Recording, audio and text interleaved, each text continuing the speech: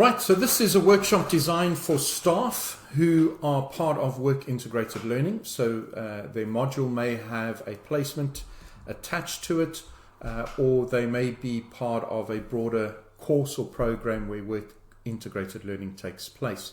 You're therefore wanting to give them some training, some education around teaching and learning practices associated with work integrated learning.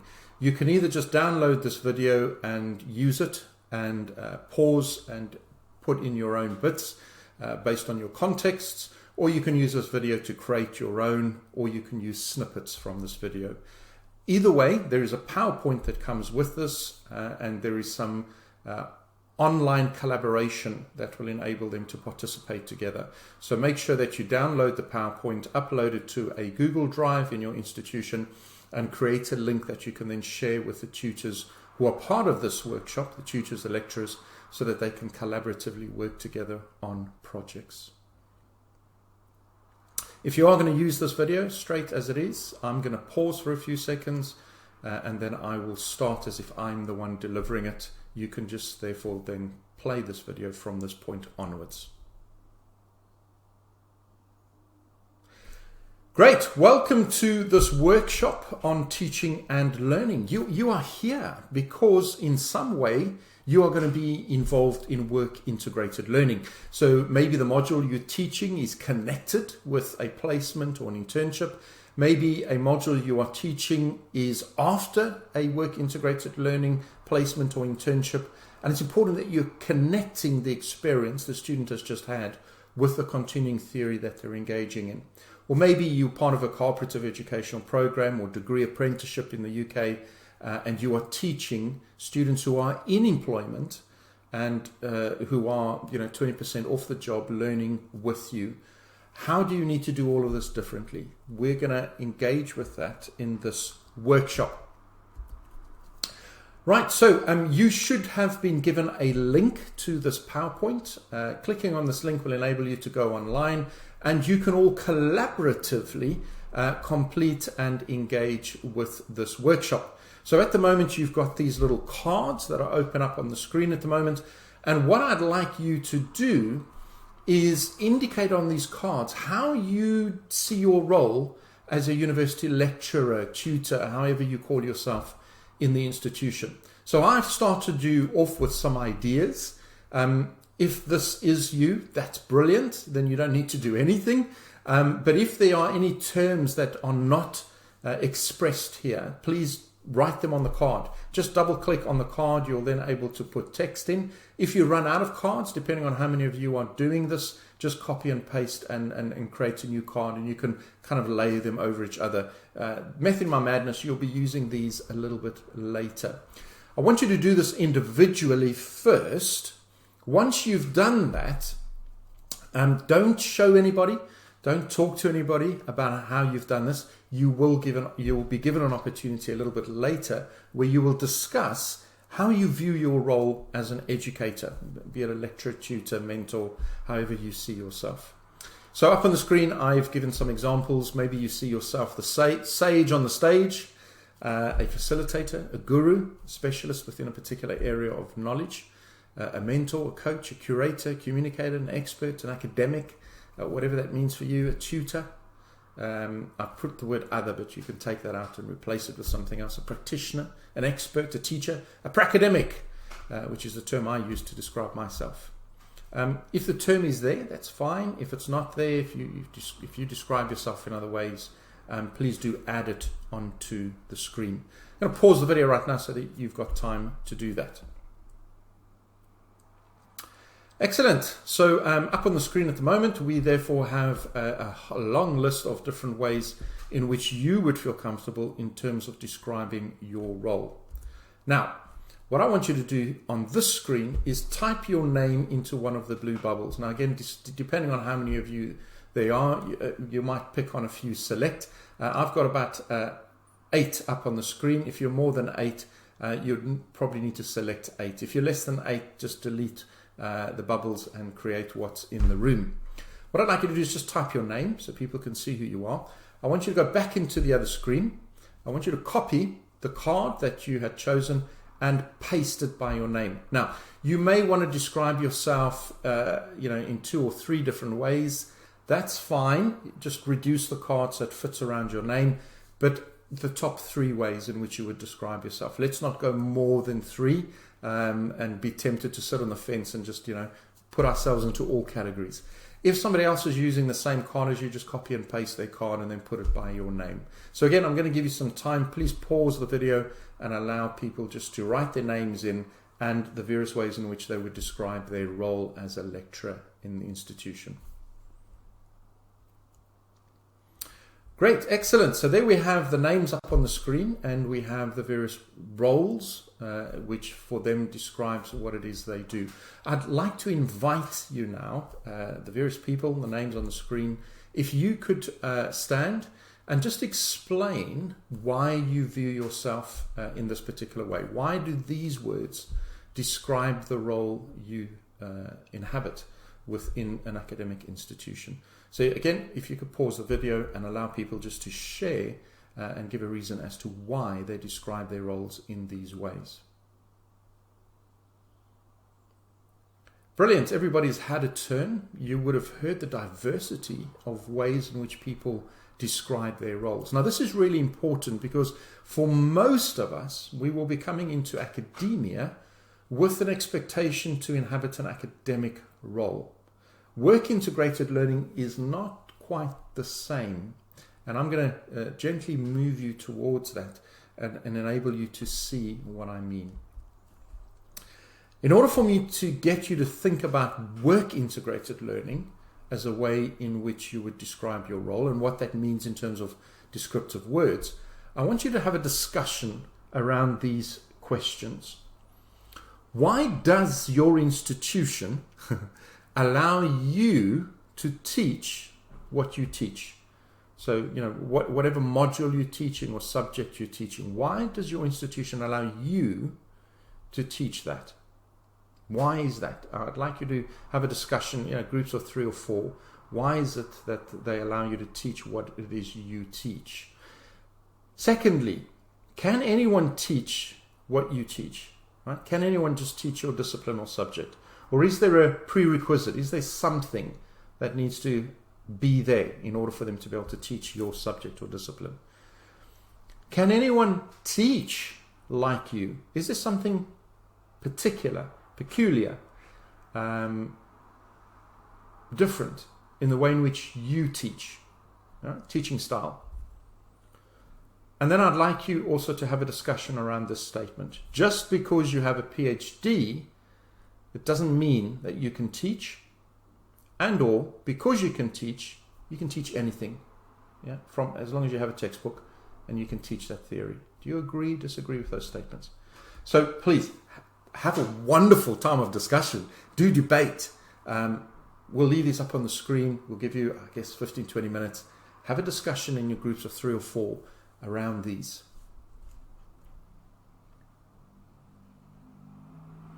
Excellent. I hope those discussions have been absolutely fruitful. Maybe as a plenary, we can have the different groups just to give us a little bit of a summary of what were you discussing. Did you end up on an agreement around these terms? Maybe we can go around the room and have each group just briefly. What did you end up talking about? What got heated? Just give us a bit of an intel in terms of what was going on in your little group. Excellent. I hope you can see the method in the madness. These are real provocative questions I'm asking.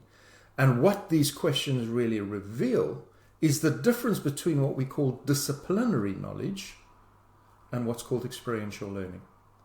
Disciplinary knowledge is where somebody views themselves as an expert within a particular discipline. Now, there's certain disciplines that I can teach because I have expertise within that particular subject knowledge. But there are certain subjects where I may not necessarily be that up to clue with the subject knowledge, but I'm able to facilitate people who are working within that context to reflect on their context and their subject knowledge. And that role is slightly different. In disciplinary knowledge, the role is about me transmitting expert knowledge. In experiential knowledge, it's about me facilitating you, the person experiencing this expert knowledge, to learn from that knowledge and to learn from that experience. All right, so let me get into some definitions. Let's not get confused about the various concepts that are out there. We use this term work integrated learning, but I'm sure you've learned about loads of others. Work-related learning or workplace learning, this is normally this is learning that takes place within a work context, and it's often facilitated by a human resource management department. So when you're working in an organization and you have a staff day, and you're doing training on teaching, like this workshop is busy doing, that would be considered work-related learning or workplace learning. Work-based learning or work-integrated learning is a process where the institution works with industry, allowing students to have an experience of work. Now, the key difference here is that some students are already in work, but they are being connected to that work academically. Degree apprenticeships in places like Australia and Canada, they call this cooperative education. You are in work 80% of the time, 20% of the time you are learning, but you're in a working context. And that 20% off the job learning is meant to kind of connect theory with your experience. Another one is learning during work, which is very similar to working in work. It just depends on the context. Learning from work and learning for work. So Talbot, in his work-based learning publication, in his prelogue, he gives a really nice, helpful definition. He says there are those that are full-time students and mature students seeking to re-enter the market. This is what we would traditionally see as work-integrated learning. Learning for work, apprenticeships, placements, internships, internships and placements. There are those that are already employed, seeking to gain formal qualifications, and this would be the traditional work-based learning process. So if you look on the left-hand side, Bound and Solomon, they do a lot of work around work-based learning. And what makes work-based learning very different from all of these other terminologies is that the curriculum is negotiated with the student. So they're not part of a set curriculum. There may be a few core modules, but most of the other stuff is decided based on the working context. What is the work? What are the projects that need to be taking place within the work context? The outcomes then get agreed, the negotiated learning outcomes, and then the student gets evaluated in terms of the submission of the project, the report, the presentation, based on the learning outcomes they set themselves initially. That's work-based learning. And then thirdly, for those that are partly in the workplace but also partly in formal education, cooperative education, degree apprenticeships, and here again you would be on a set program already. You won't have negotiated learning outcomes. You may have a couple of core modules, but then based on the institution, they may get the employees to do this module rather than that module, which is the selectives. It's just worth knowing the theory around work integrated learning. It's a little bit more complex than just one of the terms. And I'm sure you've been reading some of the definitions up on the screen, even as I've been explaining them.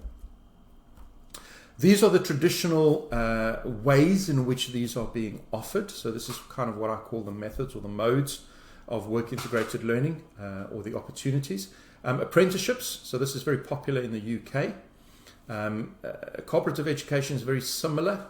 You've got 25% of time for programs, so the 20% off the job. So those top two are very similar to people already in work. For those working towards work or getting work experience, we would then often refer to those as internships or placements. A big emerging one is called entrepreneurship, so EWIL, entrepreneurship work integrated learning, which allows a student to leverage resources, space, mentorship and or funding to engage in the early stage development of a business startup.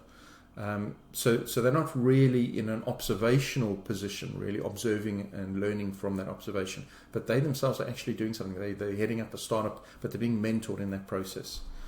Service learning, so this integrates something with the community in a meaningful way, charity projects, community projects, building something like Habitat for Humanity. Students are involved in a service learning project. It's not necessarily linked to their learning, but they're learning about sustainability. The experience itself is enriching. It can be discipline specific, but in most cases it's a more general opportunity for students to be involved in this kind of experience. Applied research projects, so this is the one with work-based learning or degree apprenticeships where you're potentially looking at projects within the workplace, or the workplace offers students projects and they then come in for the short period of time but on a very specific brief. Of course, there's mandatory professional practicums or clinical placements. Think about teachers, nurses, doctors. This is not voluntary. This is part of the curriculum that is being offered. Field placements, so here again, maybe social workers, farmers. They might have actual hands-on opportunities to experience theory in practice. And then work experience. So again, this would be very similar to your internships and placements, but again, this might be less formal than a paid internship or a paid placement as such. So these are the various ways. It might be worth you to consider, what is your institution actually offering? Are you aware of what they're offering? Where do they offer it in terms of the timing within modules? And how does the process work? Being aware of this, you may be teaching a module that is going to be leading into a placement. So it's worth making students aware of that experience that is coming up that they can take advantage of. Or you may be teaching a module which follows on from a holiday period where students would have been on a placement. And again, drawing in that experience into the classroom is what work integrated learning teaching is all about. Okay. Let's jump into some of the theory around this. Now, you've already heard me speak about disciplinary knowledge. Now, this is really important. Work-based learning questions the more traditional notion that knowledge is held and transferred by the privileged few through formal situations in predetermined ways. And this is Ruth Hallier, the late Ruth Hallier, from one of her handbooks on work-based learning, published 2016. It really is a dig at disciplinary knowledge. It's saying that work integrated learning is not about me being an expert within a particular discipline. Remember the conversation we had earlier on? It's about the students coming in as intermediate, potentially novices, but intermediate in that discipline already. And you facilitating learning for them, allowing their theory and their knowledge to connect. And that's what we call mode 2 knowledge rather than mode 1 knowledge, which is disciplinary specific. Mode 2 knowledge is transdisciplinary. In fact, you can use all the words: transdisciplinary, multidisciplinary, cross-disciplinary. They all apply to work integrated learning. It's highly contextualized, so it's not theory for theory's sake. It's very specific to a context. So the student is either looking at a work context where they're in, or a context within which they would like to be in. It's very practical. It's often unsystematic, bizarrely, in contrast to mode 1, which is categorized in subject disciplines: linear, formal, cumulative, and generalizable. Going back to the interdisciplinary space, this refers to an empty space that occurs between disciplines. That's interdisciplinary. So what exists between the disciplines, which is often experience. Multidisciplinary, so that's what belongs to multiple disciplines. So borrowing from different disciplines to create something new, which is what we do in research. And then transdisciplinary, where you're transcending the disciplinary boundaries, crossing various disciplines in the process of what you're doing. And Mode 2 situates itself in all three of these. So again, it's quite a difficult thing to facilitate. What makes work integrated learning scary is the fact that the students bring in the content. Yes, you shape and form the lesson to a small degree. There's a skeleton, but they bring the clothing and they dress it. And every semester will be different based on the experience that comes into your classroom. Now, if you're not a confident facilitator, that's quite a vulnerable position to be in. I remember running work-based learning projects at a business college where a particular lecturer was given a simulation. This was for business management students, and he had to facilitate their learning. He didn't know what was going on. He kept saying to me, "What am I teaching?" And I'm saying, "You're not teaching anything. You're facilitating their learning." And he went, "Well, what do you mean?" he was so engrossed in a mode 1 kind of learning that by the time that semester was finished, and we had loads of problems because of him not facilitating the learning, he said, I don't want to touch these modules with a bar. Keep me away from them. I don't want to teach on work-based learning projects or programs, etc. He just could not make the paradigm shift from mode 1 knowledge to mode 2 knowledge. And they are very, very different. The approaches, this learning from experience, and the experience they are having is about the world of work, it increases their employability. It's not just theory for theory's sake, but they're recognizing what this theory looks like in a professional working context and what they themselves need to be like in that context. So job readiness or job advancement. It's about transferable skills such as critical thinking, reflection, problem solving, and learning that is based upon applying theory in practice. It's kind of like learning, wanting to ride a bicycle. So you watch all the YouTube videos, you watch the TikTok videos, you read manuals on how to ride a bicycle, but it's not the same thing as getting on the bicycle and try to cycle. You fall over all the time. And again, I can't explain to you how to keep your balance. You've just got to figure it out. It's applying theory in practice and figuring it out. And it's not just figuring it out in terms of, okay, now I can ride a bicycle. It's then turning that skill into an art in the way in which you ride your bicycle. Look, Ma, no hands, right? Or, I don't know, going on the back wheel like young people do. They all aim to produce self-determined learning. You decide what it is you want to gain out of this learning, which is called Pedagogy. So many times I've seen students saying, I didn't gain anything from my university experience. Well, clearly you didn't, because you weren't taking responsibility for what you want to gain. Right? Self-determined learning. They all have great potential for professional education, so becoming a professional, transforming yourself as a person, and the aim towards professional knowledge, recognizing how knowledge changes based on contexts, developing your professional skills such as professional communication, written and verbally, and professional attitude, self-regulation, knowing what's appropriate in different kinds of contexts, not having a rant on LinkedIn which can be read by everybody. And of course, reflection is a key aspect of all of this, which allows double loop learning, learning how to learn, right? Which is the self-determined learning process, learning how to learn, not expecting to be spoon-fed, but learning how to learn, lifelong learning. Recognizing where you are short in terms of your skills, your development, your attitude, and fixing that yourself. Learning how to learn. But that's reflection. Einstein had a wonderful statement. Only a fool does the same thing over and over again, expecting a different result. So we focus on those critical incidences, those things that don't behave normally. Jennifer Moon calls it ill material, so that I can do something different, which will enable potentially a different outcome.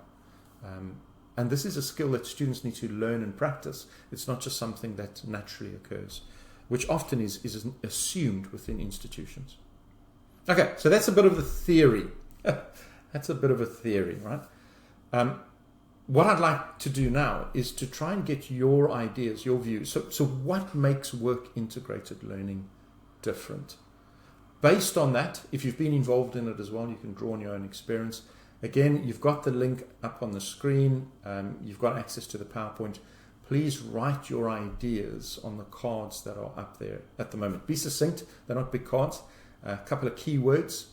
If somebody else has written something very similar to you, let's not duplicate. So keep an eye on what people are doing on the cards as well. But if we can try and fill the page with what makes work integrated learning different from what would be called traditional education? Or transdisciplinary knowledge, disciplinary knowledge, mode 1 knowledge. Right, so let's pause here and give you an opportunity to fill in these various cards. Excellent, that's great. So up on the screen at the moment, we have got absolutely loads of ideas around what makes work integrated learning different. Well, I'm going to throw some of the further theories out. If I was asked to write what makes these different, these are some of the key theoretical terms that I would have up on the cards. And I'm going to run through these with you one at a time.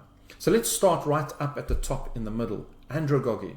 So Andragogy was, Michael Knowles is the one that coined the term, and it's about adults. How do adults learn? And the book is nice and thick, published in the 1970s, I think it was, or 1981, somewhere there. But the entire module basically says that we learn from experience. That's how an adult learns. We read something, but then we apply that and we learn from that application in terms of our experience. We have the cognitive development to learn from our experiences. Now, this doesn't mean that all adults learn from their experiences. Some clearly don't. And I'm pretty sure you've got loads of examples of students in your classes who just keep making the same mistakes, and they're not learning from their experience. I recall during COVID-19 walking in a mall, and they had single directions in the malls, and I had two mums walking towards me with their buggies against the flow. Right, they were like salmon swimming upstream, and everybody was avoiding them because they were walking next to each other with their buggies. And as they kind of came to me, and I was in earshot, I heard the one say to the other, "Oh, we're walking in the wrong direction." And I was thinking, "Oh, finally, they're going to move across," because they're creating problems, and typical British, no one's really saying anything. And I turned around to see if they went over to the other side. They just carried on walking. So even though they got the insight of what needs to change, they chose not to change. Andragogy is about this process of learning where we're seeking to gain insight on how to improve ourselves based on the theory we're learning, based on our experiences, and then to do something different, to behave differently, to improve, to be more professional. That's Andragogy. There's a lot involved in that, but in essence, it's a learning from our experiences, gaining insight, and therefore doing something different. Therefore, experience, moving around in clockwise direction, experience is a key element in work integrated learning. It's all about what you experience. So let's just take, for example, within business, we're talking about marketing. What is the student's experience of marketing? As somebody who's targeted by marketing, but also maybe how they've tried to market something. They try to do something. They try to set up a committee. They try to sell a product. How are they marketing that? Drawing that experience into the classroom and using that basis to then teach upon. One of the degrees I teach on is an educational degree in teaching and learning at level 7, and it's called the Science of Learning, the module. And one of the things that we discuss in this module is that new knowledge sticks best to old knowledge. Now, what that means is bring in what they already know and attach something new to what they already know. So somebody, for example, who understands football can learn more about football much easier than somebody who has got no idea about football. New knowledge sticks better to old knowledge. But you don't know what they have unless you activate prior learning. What is it that you know already? How often we just meet students, what's your name, and then we start teaching without recognizing, well, what do they bring into the classroom? What is their experience? They don't come into the classroom as an empty vessel waiting for us to fill them. That's mode 1 knowledge. They come in with all kinds of experiences, transferable skills. How do we connect what they bring into the classroom with what we are trying to add? New learning sticks best to old learning. Therefore, the pedagogy, the teaching methods that we are using in terms of teaching and learning practices vary very differently from traditional style learning. Now, look, I agree in terms of traditional learning, the chalk and talk thing is kind of old school and old fashioned. If you still teach in that way, you probably get moved out. You probably don't get your contracts renewed. You probably didn't get the job in the first place. It's a very old way of teaching. I remember when I was at university back in the day, I walked into a history lecture. I was studying teaching, and the lecturer walked in, wrote his name on the board, turned around, said, "I'm paid to teach. I'm not paid to make you listen. That's your choice." And then he just started talking. Whether we were quiet or not, he didn't care. He was there to teach for an hour. He was just going to talk. Whether you listened or not up to him. He was paid to talk. Right? Chalk and talk. Terrible pedagogy. No student engagement, learning styles. None of that kind of stuff was there. And this was a university. How things have moved on. Now, work integrated learning has a very specific, very collaborative, very engaging, very active learning style of teaching because you're drawing on experience, which means you need students to talk. You need them to bring in their old learning so that the new learning can be attached, and allowing them to talk metacognition, allowing them to explain the thinking behind their thinking. so that you can fix anything that doesn't connect properly. And that leads us to reflection. Not just learning something for the sake of theory, but recognizing, what does this mean? What does this mean? I love Jennifer Moon when she writes around reflection. She talks about, noticing something, making sense, working with that sense, and as a result of working with that sense or meaning, making sense, working with meaning, and as a result of working with that meaning, transformative learning takes place. Most of the research that takes place, particularly looking at students and sadly apprenticeship students, they are so focused on the results that they're not recognizing what they gain in the experience, which says to me that reflection is really poor.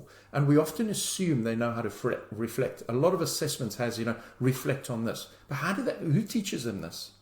I did some research where I was interviewing tutors, lecturers teaching on degree apprenticeships, and I was trying to tease out who taught them about reflection, and I was listening for theories. Do they have a favorite theory, a favorite model? Mine is Jennifer Moon. I didn't hear any of it, which says to me, we assume the students can reflect, but we assume the lecturers know even how to reflect. We assume they have the knowledge. So reflection is a key element which will make reflecting on your learning work or not, which is part of this Pedagogy, which is self-determined learning, where the ownership of what you gain is you. What you're going to get out of it is what you put into it. I remember reading a LinkedIn profile of a student who had been through an entire 3-year degree apprenticeship, and they made the statement, I learned nothing. Well, I'm sorry, but I knew the other students on their program and they did learn something. So somehow you didn't take responsibility for what you could learn. You were not looking for the opportunities to learn. And I'm not quite sure what happened there, and I'm so sad that I only heard about this at the end. The student was really well-mannered, engaged with me, but I had no idea that this was going on in the background. Peer learning, particularly Gen Y and Z, they like collaborative learning. They like to learn from each other and to learn together, co-working, co-collaborating. And peer learning in your experience is really important because you need feedback. You have feedback loops. Otherwise, we continue to reinforce the wrong perceptions we have about our own abilities. We have to be open to hear others' perceptions of ourselves, and that means peer learning. A lot of this is about professionalism because it's about transformative learning. It's not just about me being able to regurgitate the theory back to you and tick, tick, tick, tick, I got the theory right. It's what does that mean? Jennifer Moon again, working with that meaning, so that I am transformed through the theory, through the experience of that theory, to become more professional in terms of who I am.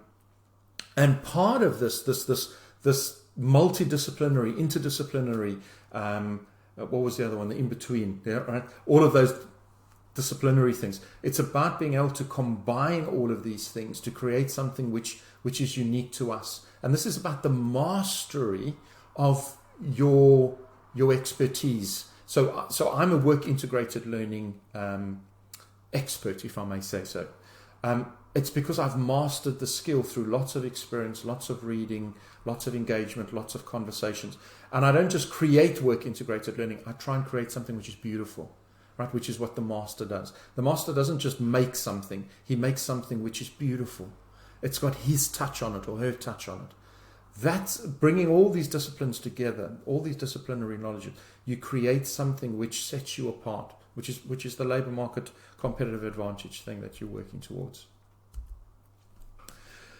A few things around transformative learning. Maybe I can pause at this point so that I'm not doing talk and chalk. How many of these things up on the screen do you recognize? Is there anything that looks familiar to you? And maybe at this point in time, you would like to suggest, raise your hand and suggest, what does that mean? What is that about? Because these are all the various theories that are connected to transformative learning or experiential learning. Let's pause at this point in time. Any ideas in the room about any of these particular theories here up on the screen? Brilliant. So let me just run through some of these theories. So the signaling theory is a employment theory, which is about an employment queue. All right. So if you're in the front of the queue, you're the most competitive, you'll get shortlisted, you'll probably end up with a job. So what happens in terms of the signaling theory is you send signals to future employers, qualifications, your skill levels, the way you communicate. Did you come on time to the interview? Did you do what you should have done for the interview? Those are all signals that get sent out. Now, the thing about the signaling theory is that it creates this queue, this labor queue. In times when everything is normal, you will normally have a queue which is kind of skilled and unskilled. And then people are positioned based on, what they know and experience and so on. But in times of turmoil, such as COVID-19, these skills these queues become one long queue, where you have skilled people in a non-skilled labor queue because they've lost their job and they're desperate just to get another form of income. And so they're willing to drop down their level in order to gain employment again and gain the security of employment. And the signaling theory is really important in terms of allowing students to understand, number one, their industries that they're interested in, but where they are competitively in that employment queue for that particular industry. And it allows you to think about your own career management in terms of your own professional development and so on. So for me as an academic and recognizing my own aspirations, I know what is required in order to reach that goal. It's not just going to happen because I want it. There are certain things that need to happen. And it's often a kind of, I need to do this for 3 or 4 years. And only then what I've gathered over those 3 or 4 years enables me to then be in that competitive position that I'm aiming towards. But if I don't do that every year, I fall behind. So publications is an example as an academic. So signaling theory is closely connected to your PDP and your career management, understanding what it is you're seeking to achieve. And that's connected to the bottom right-hand corner, which is human capital. As I go through experience, I'm picking up luggage. That's my analogy. But it's not the bad kind of baggage. It's the good kind of baggage. And in each one of these bags, I've got theory, I've got experience, I've got expertise, having done this, having done that. And all of those bags, again, enable me to jump the queue and enables me to achieve the career aspirations I have. Human capital, what do I bring beyond just a qualification or a 2-1 certificate? There's a whole lot of other stuff that come alongside of that. I'm sure you know about Lave and Wenger, communities of practice. So this is about how we create a learning community and how we learn from each other and we are part of something bigger than just ourselves. Bourdieu, a French philosopher, I love his stuff. He talks about each of us being part of a field. So this is kind of, I guess, your discipline or your knowledge.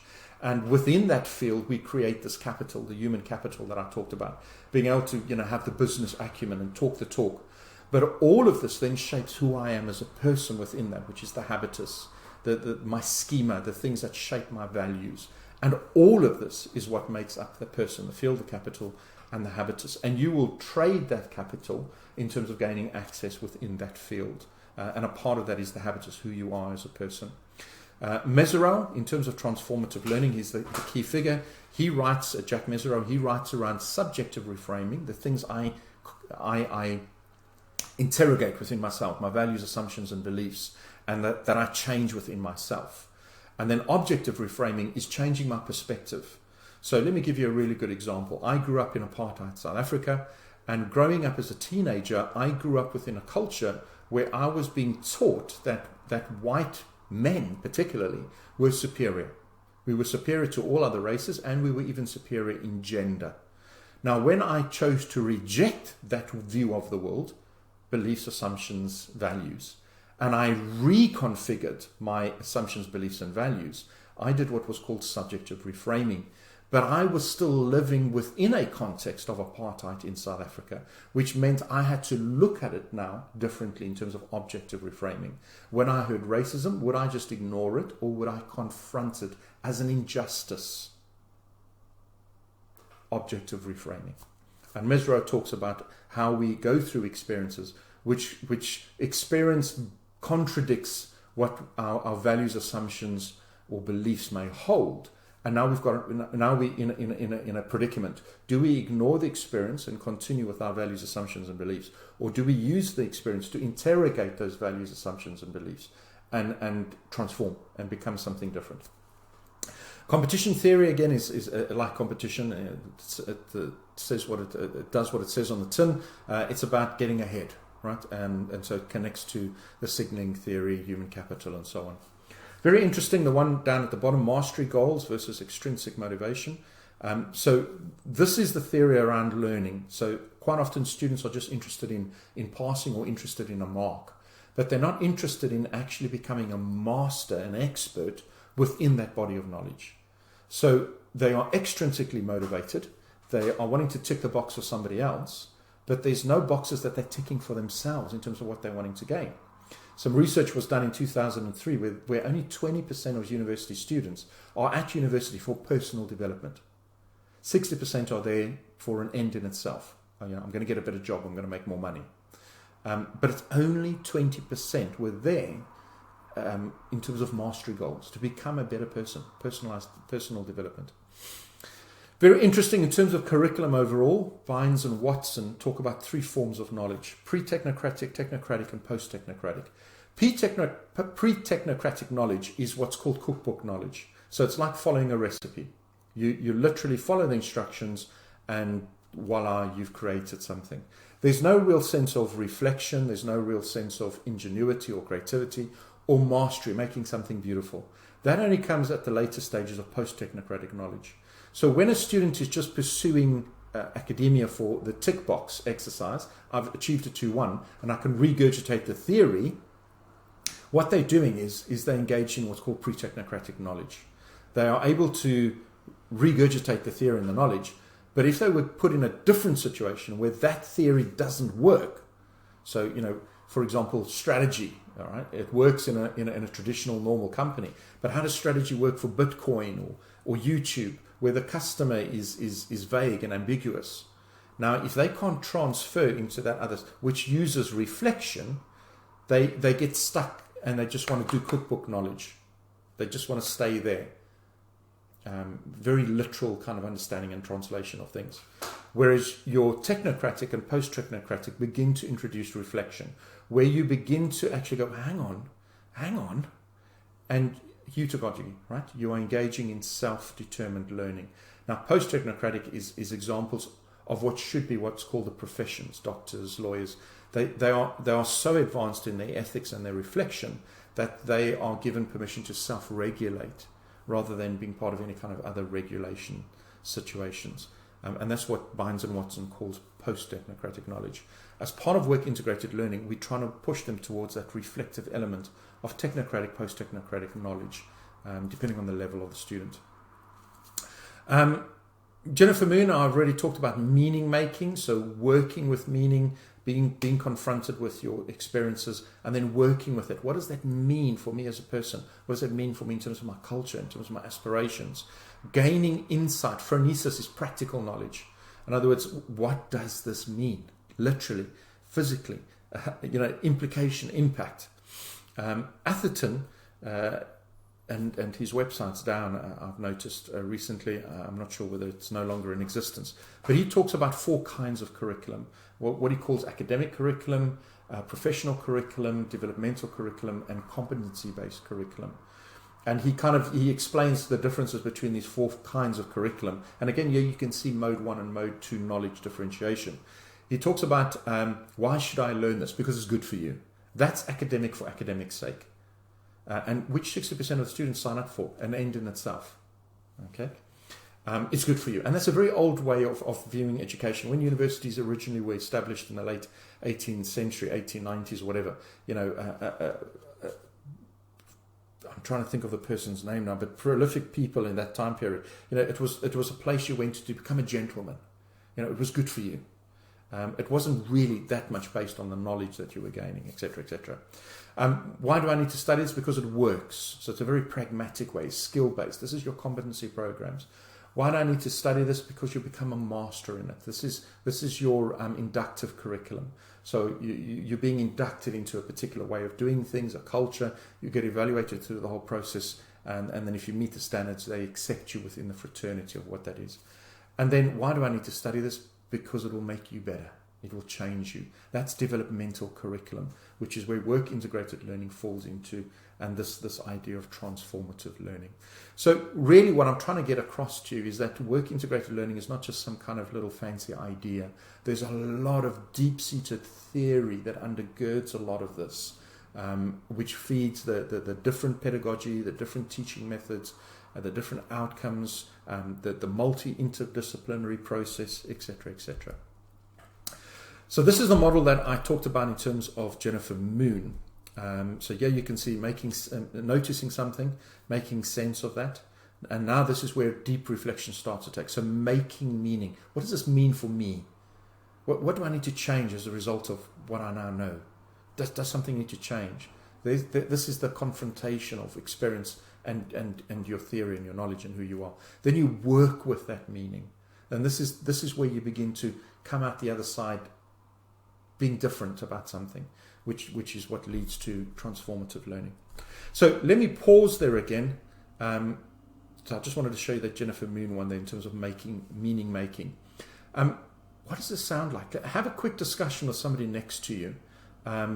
Is this new? Did you know some of this? Have a conversation.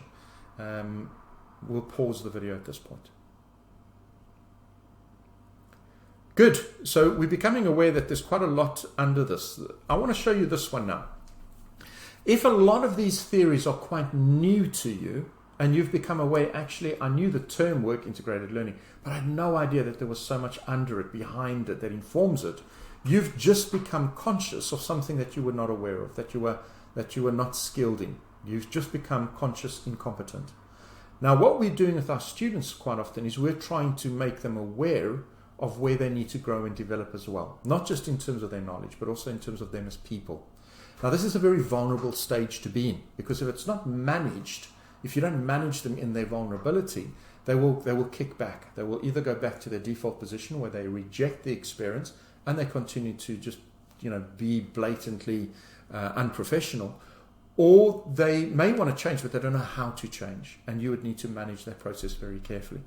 But how do we measure this? How do we recognize this? How do we confront this in a professional way, in a gentle way, and manage this process? Quite often, again, the research indicates that a novice will overestimate their ability, whereas somebody who's a master of a skill recognizes what they are good at and what they're not at. And often when somebody becomes aware of their incompetence, particularly if they were a novice and they overestimate it, the fall from grace is so much bigger, right? That they end up continuing that downward spiral and they self-destruct as a result of it. Some of us, we've heard of the term imposter syndrome. So this is, again, where we are conscious of our incompetencies, but as a result of that, we feel like, therefore, we're an imposter. It's a very vulnerable stage to manage. And this is where work integrated learning, this is the line upon which it balances. If you are an absolutely skillful facilitator, what makes you good at work integrated learning is that you move students from unconscious incompetence to conscious incompetence to conscious competence. You move them through these phases and you don't lose anybody along the way. I love this diagram. It makes so much sense. And it just highlights what we're engaged in terms of work integrated learning. It's not just about theory. I know my maths, I know my English, I know pestle, or I know this, that, or the other. It's about recognizing it's about me as a person, as the professional. So let's think about some application, and this is an activity which you can do in pairs. Thinking about the modules maybe that you teach and or the modules that you are aware of in your institution, which of these lend themselves naturally to work integrated learning, and why? Let's see whether you really do understand the theory behind work integrated learning. Secondly, in pairs, how would you make an implicit fit explicitly work integrated learning? Right? So, all learning implicitly is work integrated learning, particularly in a university context. But some are more prone to making work integrated learning easier. And how can you make that link to work integrated learning more explicit? I'm going to give you some time to discuss this in pairs, and then the pairs will report back in a plenary. Pause the video at this point. Great, so what a good discussion we've had in our pairs, and what a great discussion we've had in the plenary, pulling all our various ideas back together. And how confident did you feel talking about the theory behind work integrated learning? Did you feel like you were trying to sell something that you yourself were not quite embedded in? You might want to look at some more YouTube videos around work integrated learning, get your hands on some of the books, and really embed yourself a little bit more in terms of all of this. Again, in your pairs, but the two pairs are going to join, so you're going to be in a 4, if you know what I mean. What I'd like you to do now is a group of 4, based on the discussion you've had in your pairs. I'd like you to discuss this one. Which of your teaching and learning techniques or styles naturally lend itself to work integrated learning? Now that you understand what work integrated learning is, which of your teaching and learning styles or techniques naturally lend itself to experiential learning, facilitated learning, and explain why. Talk about that a little bit and give some examples of what that is. And then how would you make implicit teaching and learning fit explicitly in a work integrated learning context? Right? So again, all learning should be active, right? But how can you more explicitly make teaching and learning practices, techniques, styles explicit within a work integrated learning context? Right, so have those discussions in groups of 4, and again, once you're finished, we'll share that in a plenary and see what conversations we're having. Pause the video at this point. Excellent. Now this is the rich stuff, right? This is what we're doing, is work integrated learning. We discussed the theory, and now we're having an opportunity to talk about the theory, not for theory's sake, but actually in terms of what it looks like for us as staff, as lecturers, as tutors, teaching in work integrated learning contexts. So what I'd like you to do now is think about, and this is what we call differentiation within education. Think about the content, think about your teaching and learning practices and styles, and think about you. What are the sources of work integrated learning in terms of the content? So what elements within the content are great examples of work integrated learning material? What are good examples of teaching and learning in terms of work integrated learning material? And what makes you become more of a skilled work integrated learning facilitator? Put those down in the first column there. Then, what are some of the resources that are available to producing work integrated learning content? What are some of the resources available to enable you to design your teaching and learning pedagogy around this? And what kind of resources are available to you as a person to enable you to become more of a work integrated learning facilitator? And then in terms of work integrated learning outcomes, what kind of content can lead to a work integrated learning outcome? Right? So growth in professionality, employability, these kinds of things. What teaching and learning can lead to a work integrated learning outcome? And again, how can you lead to more of a work integrated learning outcome? If I watched you teaching, how would I know that you are a work integrated learning expert? Fill in this table individually and then share your table with somebody next to you. Pause the video at this point.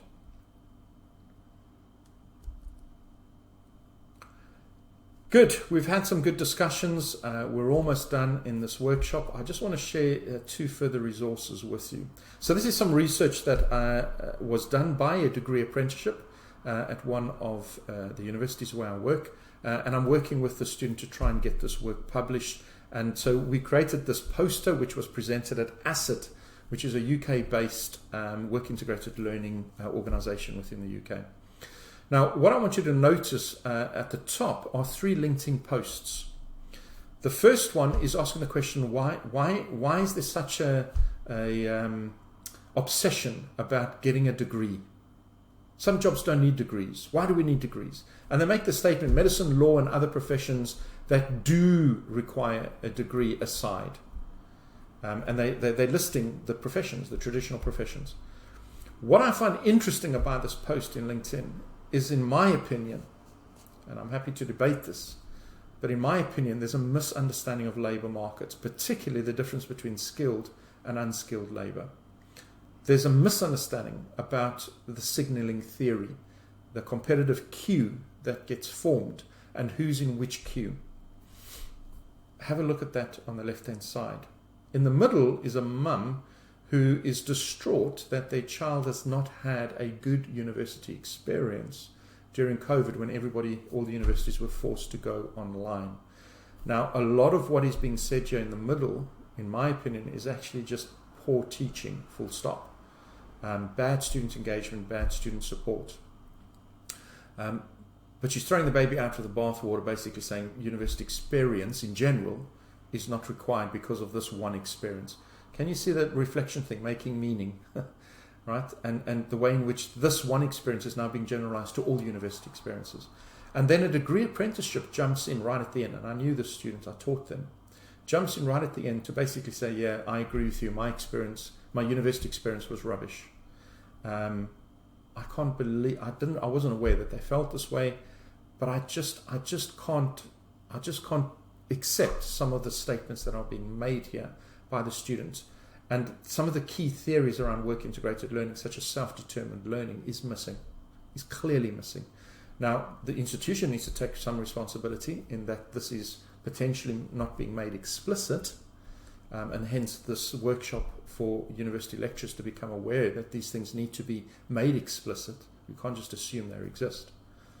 But there we go. Look at the various statements across that were posted on LinkedIn.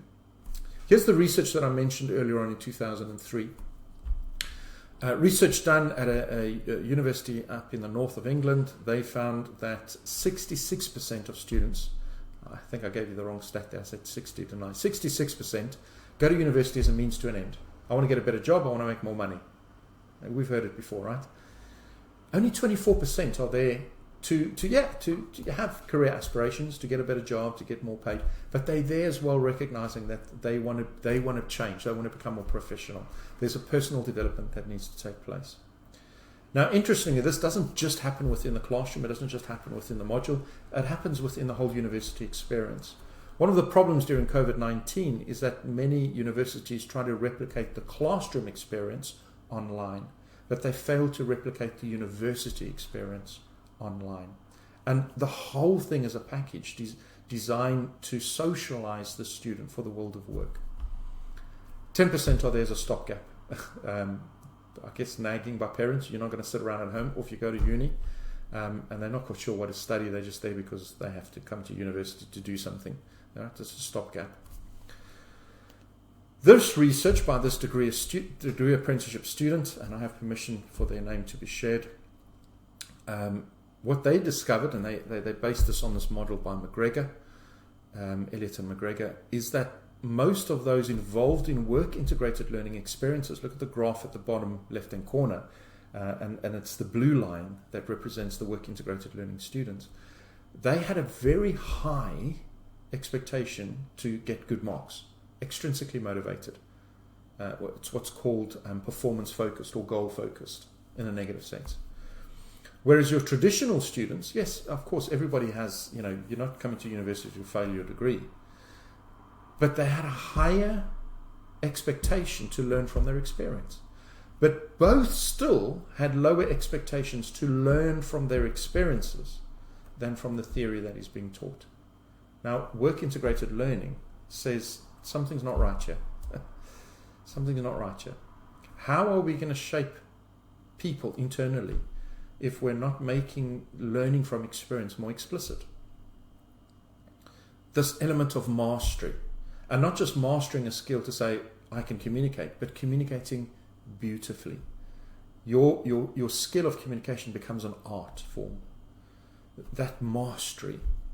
There's some statements in terms of how they viewed their learning orientation or mastery orientation versus goal or performance orientation. Have a read of the statements in the boxes if you can see them. This raised questions about work integrated learning and universities' philosophy about how they engage with their students. Is it a learning contract? And I guess here maybe signaling theory comes in. I've paid a whole lot of money, get me up the queue so that I'm more competitive. Right? A transaction. And we hear this in the debate. The LinkedIn stories above is all about that. I've paid so much money, why am I not getting back what I've paid? There's a transactional understanding here. Always learning about competition, about me being better than somebody else in terms of marks. But again, just ignoring the experience in terms of professional and employability skills. Always learning a journey, lifelong learning. Being at university is just one element of the learning that will take place throughout life as you continue to learn from all of your experiences that you are a part of. The human capital theory. You're collecting bags along the way, and therefore you're creating a learning passport. I love the analogy.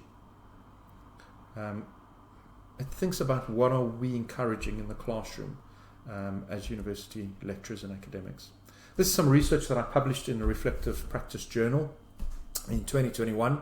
Some research I did on a module I was teaching in a business college a few years ago, which taught reflection. And what I was interested in, if reflection is a skill that you need to learn, okay, we don't naturally do it well. We need to learn how to do it better. And then we need to master it, right? And reflect beautifully, make it an art. What is the minimum requirement in terms of attendance to be able to get it? And as part of that attendance, the engagement that is required. And this is the research that I found. Now, it was a very small sample. There was only 27 students in the class. The intention was to duplicate this in other classes. I never got the opportunity to duplicate the research.